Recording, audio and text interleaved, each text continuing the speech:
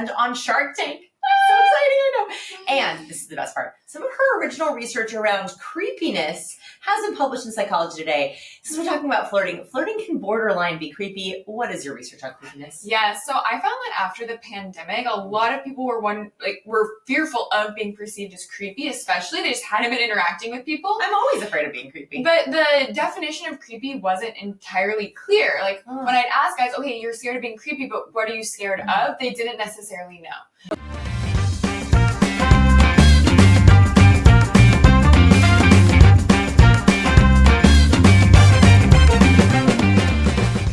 Hello, YouTube friends. I'm here with my lovely friend, Blaine Anderson. We're talking about how to flirt today, but let me brag about her for a second.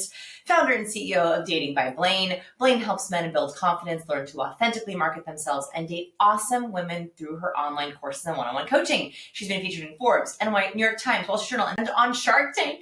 So exciting, I know.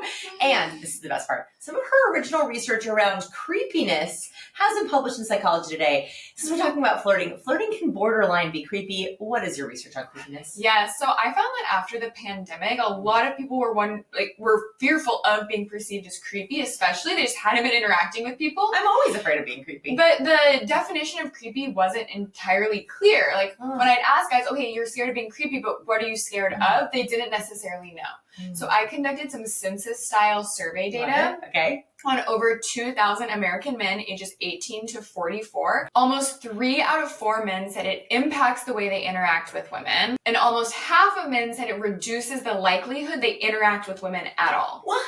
Which is crazy and really, really bad. It's sad also, for everyone, men and women. Yes, the reason why I'm watching this video is I want you to find your person. Yes. I want you to find your person. Yeah. And so if creepiness is, I never want fear to be your blocker, right? So if a man has an interest in someone, what is the first step to flirting?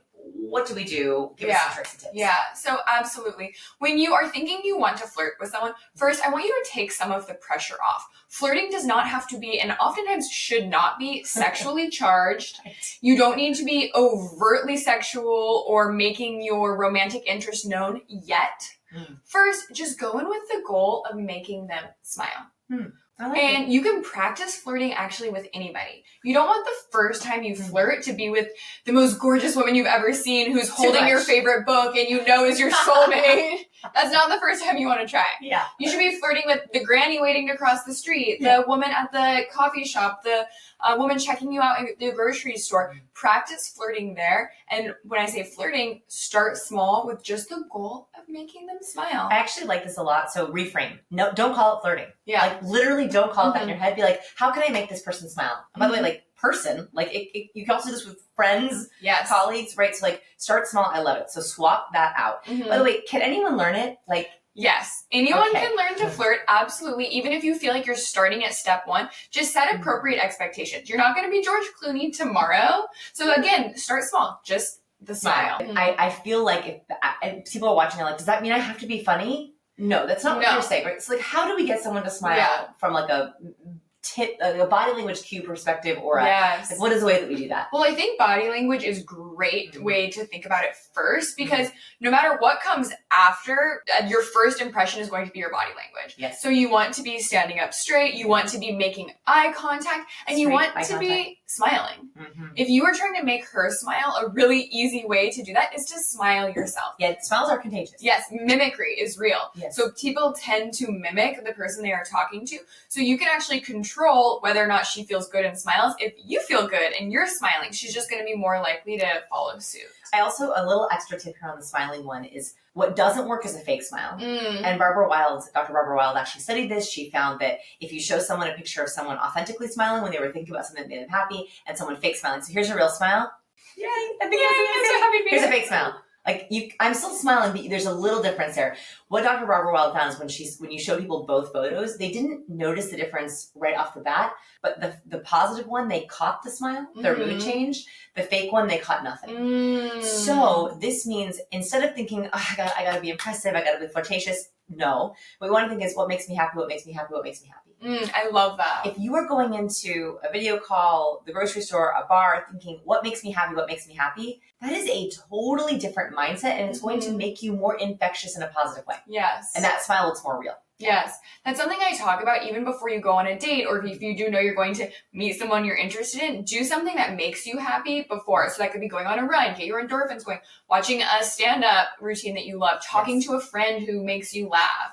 Actually do it too. I have a laughter list on YouTube where like funny videos or like funny comedians, I like add them to my laughter list. And so like I'm not flirting with anyone, I've been married forever. But like when I go in somewhere, I'm like, okay, how can I like think of something that makes me happy? So have a laughter list, have a laughter playlist or like a fun I playlist. love that. Okay, what other, am I missing anything? Any other like quick hit tips for flirting? One other thing is think about flirting as play for adults.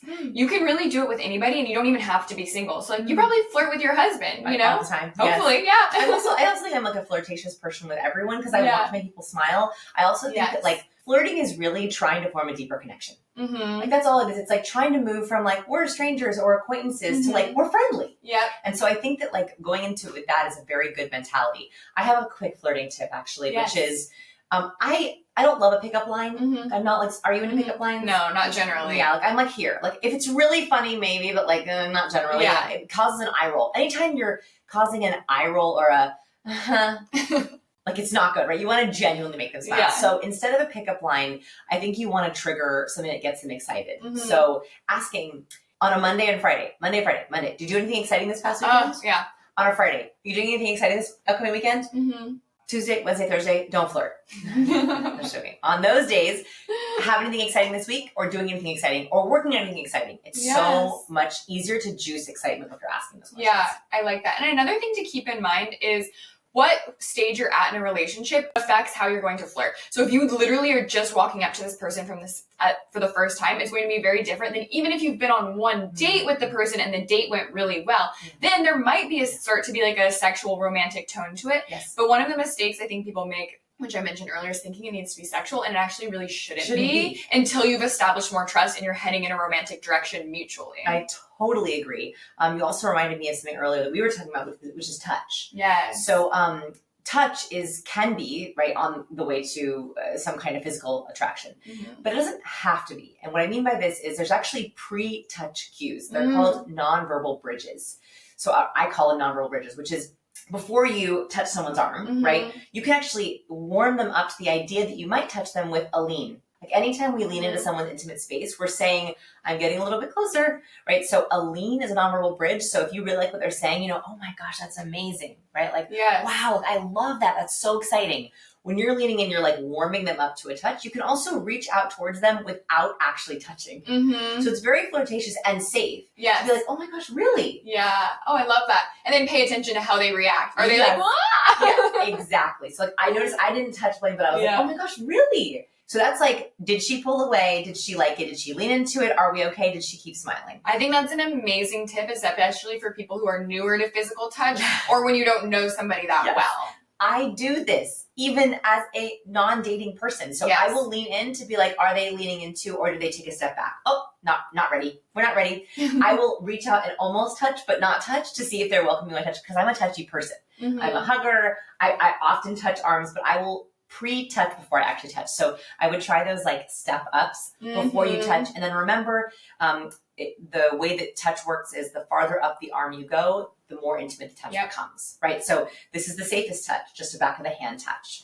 Then this, then anything on the back or torso or head is much more intimate. Yep. I think that's everything for our quick flirting guide. Okay, so we're actually very lucky to get Blaine here because usually she's doing amazing tips in your Tesla, which I absolutely love.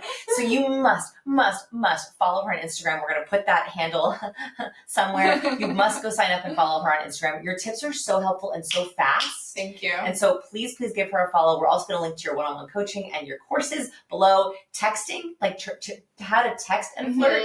I cannot it's tricky. believe, I know, when I was dating, like texting was barely a thing. I'm not old, but like it was really a thing. So like all the resources here are super practical. Thank you so much. I'd love to help.